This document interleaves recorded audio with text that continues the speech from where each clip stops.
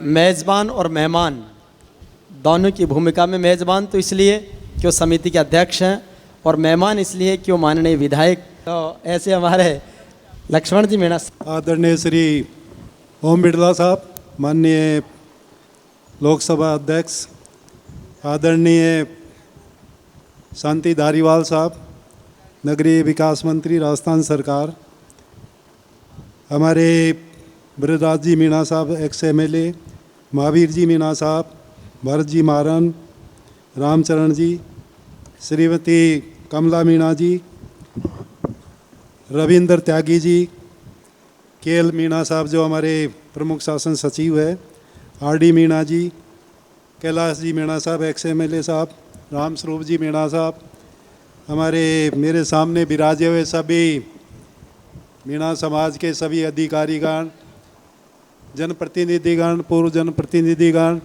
सम्मानित महिलाएं, प्रेस के प्रतिनिधिगण, नौजवान साथियों, मैं सबसे पहले तो इस समिति के अध्यक्ष के नाते हमारी दो हस्तियां, जो एक है जिनका जो हिंदुस्तान लेवल की है, राष्ट्रीय स्तर की हस्ती है, दूसरी धारीवाल साहब जो हमारे प्रदेश की सबसे बड़ी हस्ती है, उन दोनों का मेरी तरफ से, समिति की तरफ से, मीणा समाज की तरफ से हार्दिक स्वागत एवं अभिनंदन करता हूँ। मैं यह राजकीय सेवा में आया था, बहुत ज़्यादा यहाँ शिक्षा के प्रति कोई बहुत ज़्यादा लगाव नहीं था लोगों में। काला बादल जी करके गए थे लेकिन उसके बखान ही होता था, फील्ड में कोई काम नहीं हो रहा था। लेकिन जो सब कुछ श्रेय जा रहा है यूनिवर्सिटी बनाने का, इसके लिए ज़मीन देने का और इस विचार को मीणा समाज के लोगों के दिमाग में डालने का, ये काम माननीय धारीवाल साहब का है। हमने सबसे पहले के फंक्शन था हमारा, इन्होंने हॉस्टल में मदद की थी, हमें 55 लाख रुपए की रियायत की थी।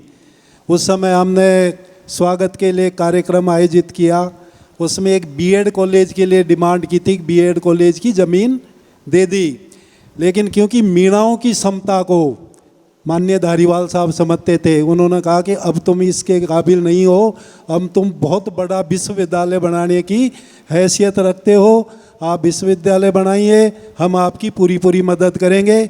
और उस कथन के बाद आदरणीय धारीवाल साहब ने, चाहे यहाँ के बालिका छात्रावास हो, यूनिवर्सिटी की ज़मीन हो, चाहे प्रताप नगर जयपुर का जो बालिका छात्रावास की ज़मीन देने का काम हो, दौसा की ज़मीन का है, और इसके अलावा भी अभी हाल ही फिलहाल आपके कोटा में 2-3 अच्छे प्रोजेक्ट्स थे, उनके लिए ज़मीन देने का काम, ये सब कुछ करता धरता सब काम को करने वाले, मीणा समाज को आगे बढ़ाने वाले, मीणा समाज की पीड़ा को समझने वाले, मीणा समाज के लिए शिक्षा में जागृति लाने वाले एकमात्र शख्सियत है, और वो है शांति धारीवाल साहब।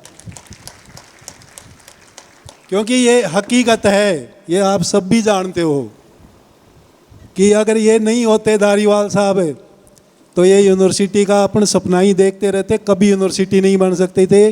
क्योंकि मैं 4 साल मैं भी इनके साथ में ही विधायक हूँ, हम मिलते रहते हैं, हमारी बात बताते रहते हैं।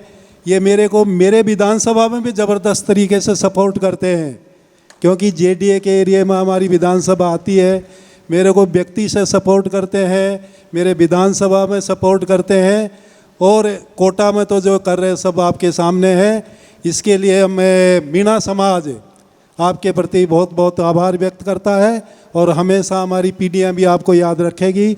माननीय बिरला साहब, क्योंकि यहाँ के रहने वाले देश की बहुत बड़ी हस्ती है, जब 2 हस्तियाँ यहाँ आपके विश्वविद्यालय प्रांगण में आ जाए तो आपको कोई चिंता करने की ज़रूरत नहीं है।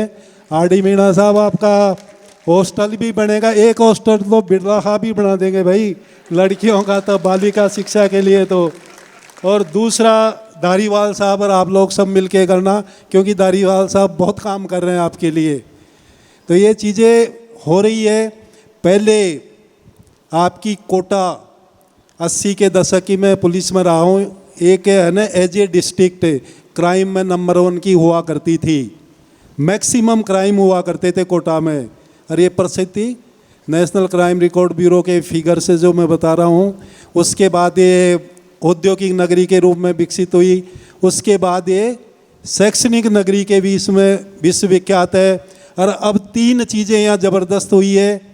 एक तो हमारे आदरणीय बिरला साहब लोकसभा के स्पीकर है, जो एक राष्ट्र की जानी मानी हस्ती है। दूसरा एक नया नगर दे के आ रहे हैं, हमें कल ही बताया गया है। मीणा साहब देख के भी आए, उसको लोकेशन को इन्होंने चयनित कर दिया है। और तीसरी चीज़ है जो कोटा के विकास में, जो 15 साल से यहाँ कोटा का विकास हुआ है, उस अध्याय में हमारी यूनिवर्सिटी का भी एक चैप्टर लिखा जाएगा। और निश्चित रूप से आप दोनों का आशीर्वाद रहेगा और आप लोग इनको समर्थन करते रहेंगे तो निश्चित रूप से आपकी यूनिवर्सिटी वर्ल्ड क्लास यूनिवर्सिटी होगी, किसी तरीके की कोई कमी आएगी नहीं। और आप लोगों के यहाँ जो शिक्षा का विस्तार है, सर मैं जब यहाँ आया था तो बहुत कम कोई IAS IPS में मिलते थे, लेकिन जब से यहाँ शिक्षा के बारे में लोगों में चेतना आई है, हॉस्टल बनाया है, यूनिवर्सिटी की बात हुई है, उसके बाद IAS IPS में काफ़ी बच्चे यहाँ के आ रहे हैं। और ये इसका एक प्रतीक है कि शिक्षा के प्रति इन लोगों में चेतना आई है। और भी आए लोग शिक्षित हो।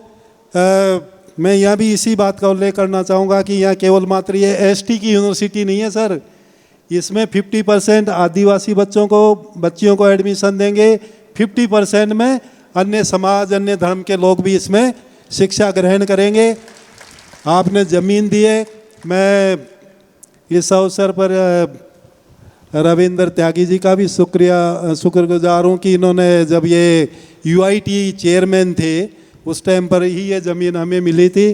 तो सर आपका भी बहुत बहुत धन्यवाद। और आप सभी लोगों का धन्यवाद है जिन्होंने कंट्रीब्यूट किया। 10, 12, 15 करोड़ रुपए मीणा समाज वाले इकट्ठे कर लेते हैं, तो इससे हमें महसूस होता है कि आप खूब ताकतवर लोग हैं। और जो सबसे ताकतवर समाज हमारे वो जैन समाज है, उसका भी धारीवाल साहब ही कहते हैं कि आप उनका भी मुकाबला करना चालू कर दिया है, लेकिन ये इनकी वजह से ही संभव हुआ है। आप लोग पधारे। एक सर यहाँ से रानपुर का एक तालाब है बहुत बड़ा, और उस तालाब के अंदर पानी भर जाता है, उसके बाद ओवरफ्लो होके या टूटता तो इस ज़मीन के बीचों बीच में से ये निकलता है।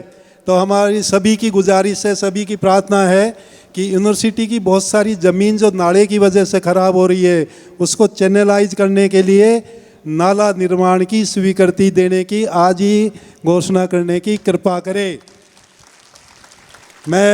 चूँकि मैं खुद ही 1 बजे 1:30 बजे यहाँ जाने वाला था और अब तो 2:30 बजने वाले हैं, मैं आपको भी ज़्यादा बोर नहीं करूँगा।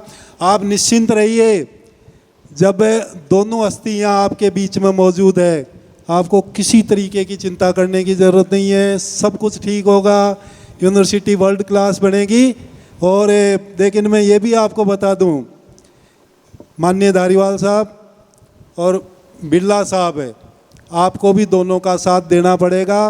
ये आप पर आशीर्वाद रखेंगे, आप इनका समर्थन करते रहना। बहुत बहुत धन्यवाद। जय हिंद, जय भारत।